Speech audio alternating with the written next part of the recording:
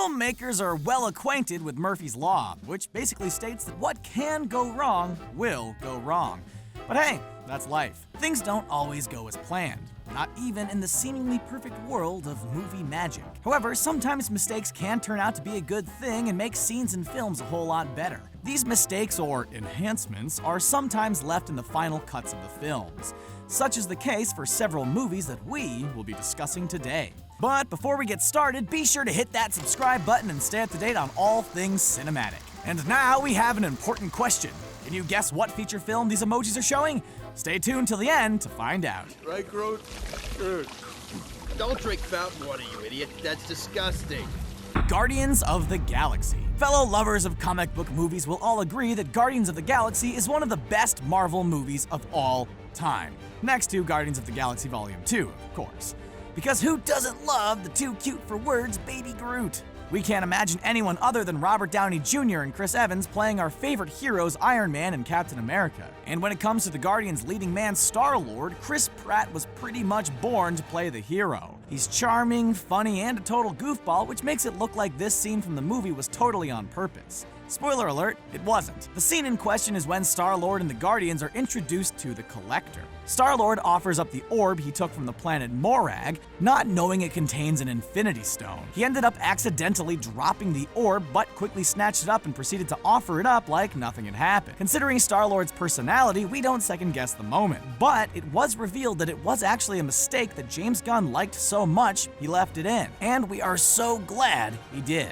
Now, if you'll excuse me, I've got an after-funeral party to attend. ZOOLANDER. People all make mistakes, right? How many times have you forgotten what you were saying? Chances are quite a few. And when it comes to movie stars, there are no exceptions. Because stars are just like us. They too mess up, just like Ben Stiller did in his hit comedy ZOOLANDER. It's understandable when you've got a lot on your plate like he did. He was the writer, director, producer, and lead actor of the film. Well, at least as writer, he was able to easily remember his lines, right? Well, most of them. He forgot one of his lines while he was filming a scene with Christine Taylor and David Duchovny. Duchovny played J.P. Pruitt, a former hand model turned conspiracy theorist. However, he has proof to back up his not-so-crazy claim. Duchovny explains to model Derek Zoolander how the fashion industry has been behind every major murder over the last 2 centuries. What? That seems too unbelievable to be true, right?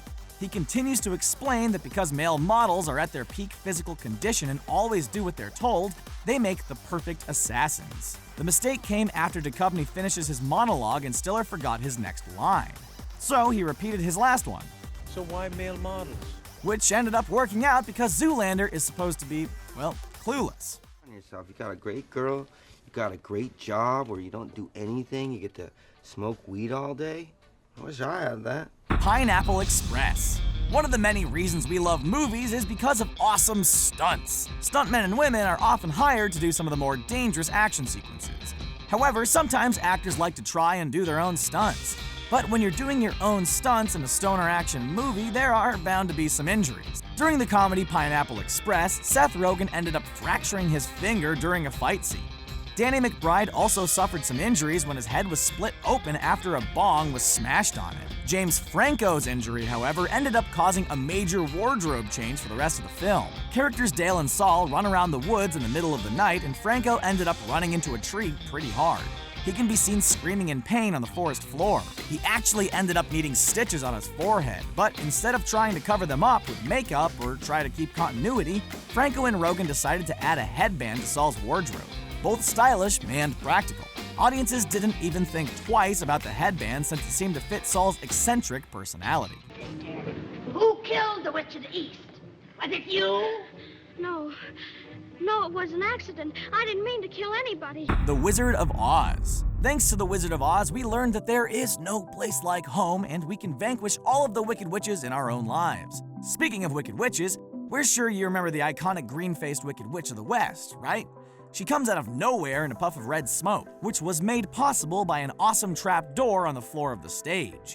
This effect went perfectly, especially given that actress Margaret Hamilton did an amazing job at being terrifying. When the Wicked Witch tries to leave Munchkinland, however, the red smoke leaks out of the floor before the actress takes her spot over the trap door. It was a quick mistake, and her exit is accompanied by a huge flash of fire as the witch seems to disappear right in front of us. After this mistake, the crew decided to try and go for a second take, but it ended up going horribly wrong. The actress's cape got stuck in the trap door, and the fire heated up Margaret's makeup, which contained copper. She received first and second-degree burns on her face and arms, which took weeks to heal. So they had to use the first take in the final cut. Kill the dark one and the giant, but leave the third for questioning.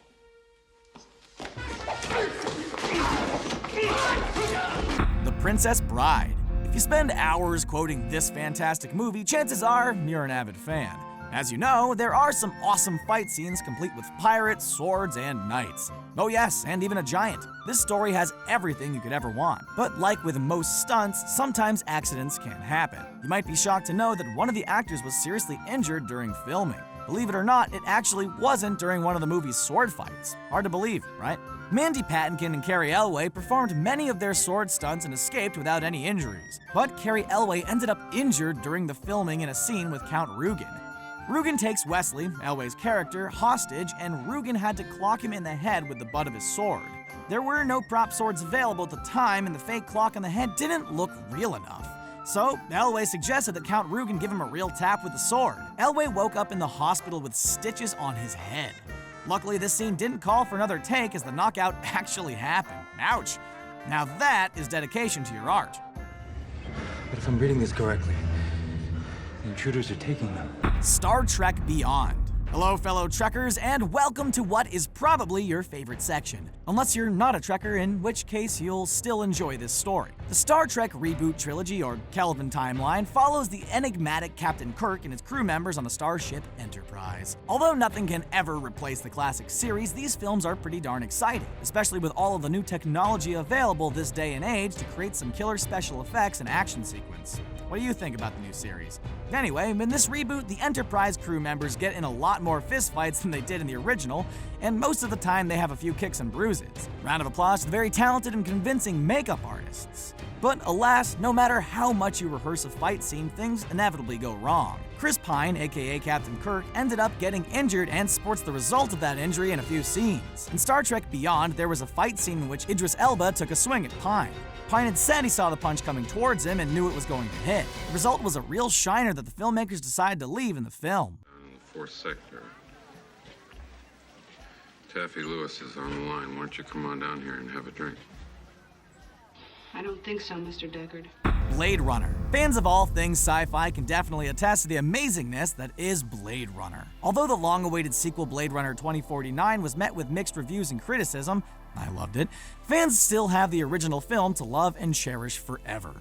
Fans of the original film know that the 1982 classic was extremely difficult to make, especially considering the effects we have available today didn't quite exist yet. Add to that the director and studio constantly fighting over creative control. And since we are talking about mistakes, there was one mistake that actually made the film better. Unfortunately, it came at the expense of actress Daryl Hannah. In her audition, Hannah had suggested to director Ridley Scott that because she was a former gymnast, she could incorporate some of her skills into a fight scene with Deckard. But in real life, she is not a replicant and is a human prone to error just like the rest of us. In the scene where her character meets Sebastian, she had to try and make a quick escape. However, she ended up sliding into the car and smashing through the window with her elbow. None of this was planned, and luckily she didn't break character, but she did chip her elbow in 8 places. Really? What you do for your master? Didn't you hear him tell you ain't no slaves? So you really free? Yes, I was free. You mean you wanna dress like that? Django Unchained. Director Quentin Tarantino is known for his incredibly intense films, rule-breaking, violence, and harsh dialogue. He's known to push his actors to the limit to get the shots he wants. And when you have an actor as committed and talented as Leonardo DiCaprio, well, there is bound to be some pretty intense movie magic happening. In Tarantino's 2012 film, Django Unchained, we get to see one of the most memorable movie mistakes in modern history. Leo plays psycho plantation owner Calvin Candy, and if for some reason you haven't heard, the blood that flows out of Candy's hand was totally not intentional. This crazy moment happens during Calvin Candy's intense dramatic monologue, where the sadistic man threatens to kill Django's wife right then and there at the dinner table. The monologue itself wasn't terrifying enough, the scene grows more tense after Leo had filmed a few takes and ended up slamming his hand onto the table and shattering a real drinking glass in the process. Real blood started to flow from his hand, but Leo refused to crack and stayed in character. At one point, you can actually see him picking out shards of glass from his bloody palm. The take was so good that Tarantino filmed the rest of Leo's scenes with the character wearing a bandage.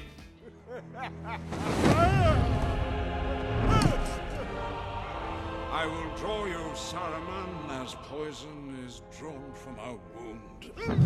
The Lord of the Rings. One of the most famous fantasy stories is the Lord of the Rings trilogy. Whether you've read the books or not, we're willing to bet you've seen the films. One of the coolest characters in the film is Aragorn, who's played by the equally badass Viggo Mortensen.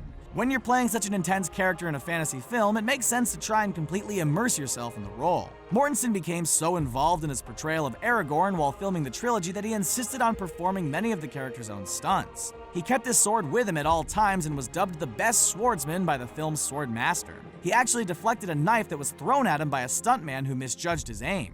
Man, can he get any cooler? In The Two Towers, however, Aragorn kicks an Uruk-hai's helmet in anguish and lets out a heartbreaking scream after he thinks Merry and Pippin have been killed. The kick had 3 prior takes, but in the 4th take, the helmet came the closest to the camera and Viggo screamed out. It was incredibly convincing because he had actually broken 2 of his toes in the process. We commend Viggo for staying in character, because we don't know if we would have been that strong. Yes, I bet you have. Star Wars. There is no greater and better known franchise than the Star Wars series. The original trilogy spawned merchandise, prequels, spin-offs, and now an entire trilogy of sequel films. And of course, even more spin-offs. We're looking at you, upcoming Han Solo film. Needless to say, Star Wars has pretty much taken over the world. When it comes to the incredibly large, dedicated, and detail-oriented fan base, they've found almost every possible blooper, flaw, and have even created some amazing fan theories within the films. One of the most famous mistakes in the franchise happens in Star Wars: A New Hope. You might miss it the first time around, but once you see it, it can never be unseen. As a group of stormtroopers walk into a control room, one of them bangs his head on the door ceiling. UK actor Laurie Goody says he was suffering from a stomachache while they were shooting and bumped his head. George Lucas kept the take in the final version of the film. The incident had been immortalized in clips, GIFs, and even paid tribute to in Attack of the Clones when Django Fett does the exact same thing. Well, there you have it, folks. These were only some of the awesome movie mistakes that were left in on purpose. Which ones were your favorite? Are there any mistakes that you've spotted in other films that we may have missed? Let us know in the comments below. And if you enjoyed this video, be sure to check out more in our awesome playlist. But before we go, here is the answer to the emoji quiz. Did you get it? Be sure to let us know below. And as always, thanks for watching.